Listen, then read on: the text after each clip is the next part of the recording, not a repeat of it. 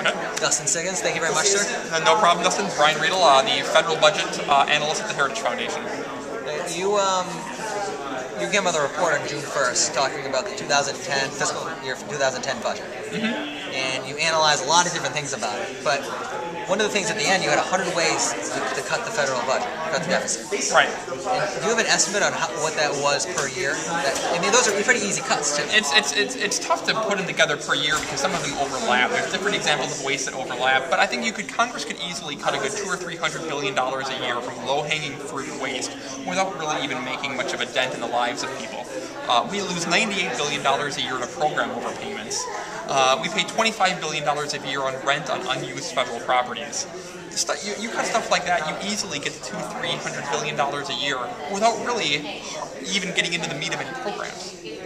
So over the 10 years, let's, for example, I just talked to Peter Roth, U.S. News, and according to, we were just discussing it, and the CBO says over 10 years, extending the Bush tax cuts would cost $3.5 trillion, I believe. $3.1 trillion. $3.1 trillion. But that's for everybody. The tax cuts, quote unquote, for the rich would be about $650 billion. Which is simple to cut.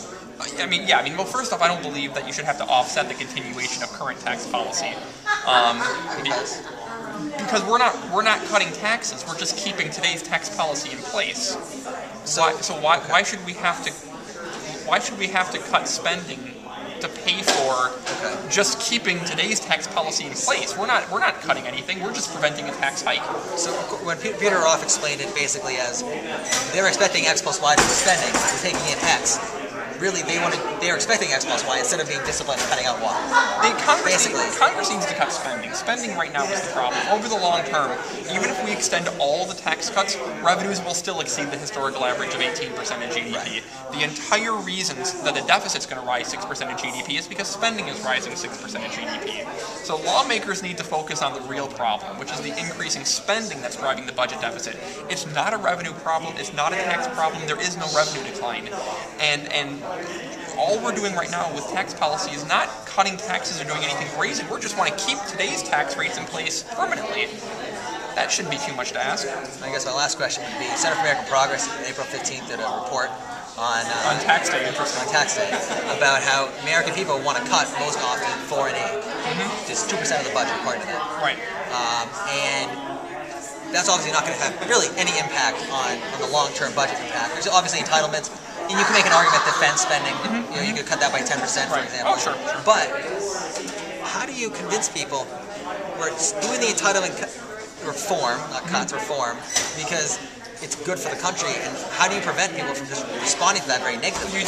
I think it's important to tell people what the alternative is. President Bush didn't tell people very well that if we don't reform Social Security and Medicare, we will have to face the middle class in a 65% tax rate, and the upper class and small businesses will have to pay an 88% tax rate. If you, tell people, here's the choice. We can reform entitlements, or you can pay a 65% tax rate.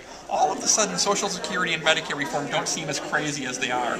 And I think, unfortunately, President Bush never really emphasized the cost of the status quo.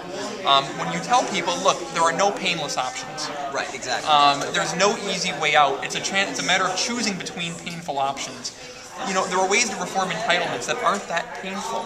There are ways to reform entitlements that protect the low-income individuals. There's some pain, but they're not excruciating. Sure. Compare that to a 65% tax rate for the middle class and an 88% tax rate for small businesses.